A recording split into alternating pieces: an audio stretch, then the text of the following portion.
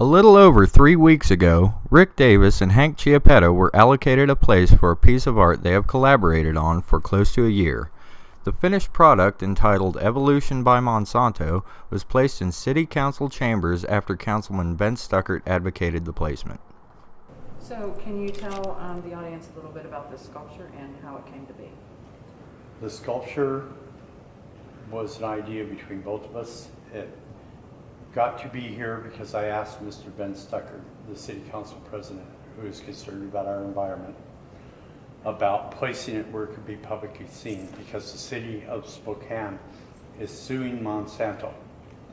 And this piece speaks loudly about our river, about the contaminants in our river, and all the genetic engineering that's been done to the seeds and the crop seeds and the way it's being controlled, and the mining that's being done in Idaho and the pollutants that are infecting our river, our fish, our way of life here that flows into the ocean. Because our river is just one of many things that flow into the ocean through our food chain. And Mr. Stuckert agreed to put this here, and we brought it in and we placed it about 25 days ago. And it has been sitting here since. It is the City Council chambers of Spokane.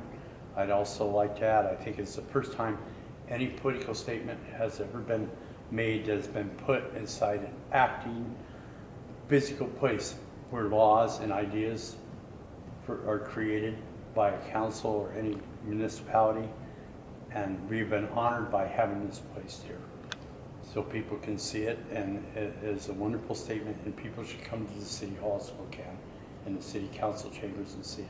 And again, I'd like to thank Mr. Ben Stuckert and Laura Becker for letting us have the opportunity to do this.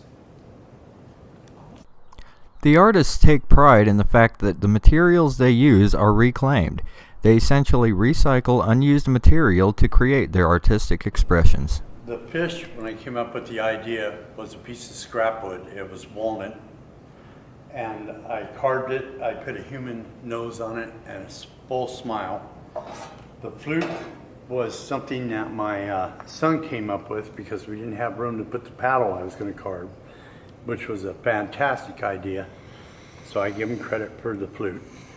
And the piece of wood that the canoe is carved out of is scrap wood. It was firewood. And I hate to waste good hardwood. It's elm. So I carved it. I decided to use a human face. And part of a human anatomy, it's even got a hind end on it. And it's carved. On the side of it, it has a little story of a caterpillar crawling through the tree branches and then the cocoon.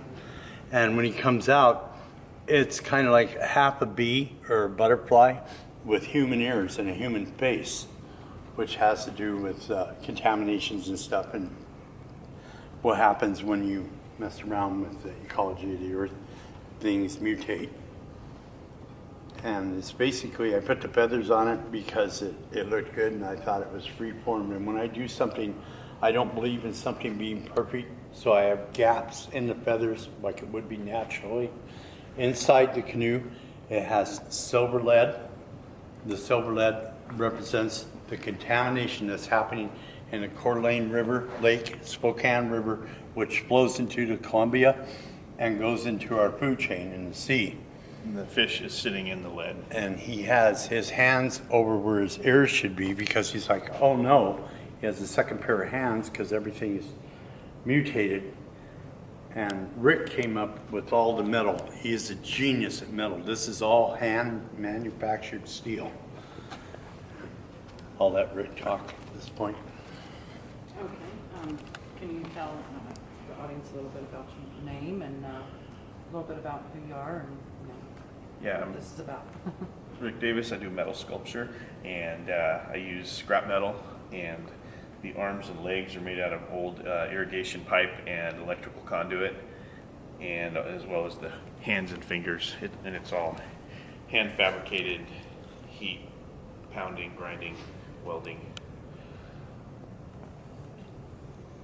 Okay. And the concept with human arms attached to this creature, and then sort of reptilian, amphibious sort of legs and feet, it just in a whimsical way to indicate that all the pollution and all the chemicals we're using and dumping everywhere are, going to affect evolution and already have affected evolution. So where could people see more of this art? Well, the main place would be at 602 Garden in Coeur d'Alene, corner of 6th and Garden. At the old schoolhouse upstairs, we have a gallery, and it's called Studio 66. And we are open, what days? Wednesday through Friday. Wednesday through Friday. About 1 to 6. And also on second Fridays, we have an event on the Art Walk. And I have a few pieces around. I have a panther at Meade High School, and I have a heron on the street over in Coeur d'Alene at 3rd and Lakeside. That's a public piece. So I have pieces around.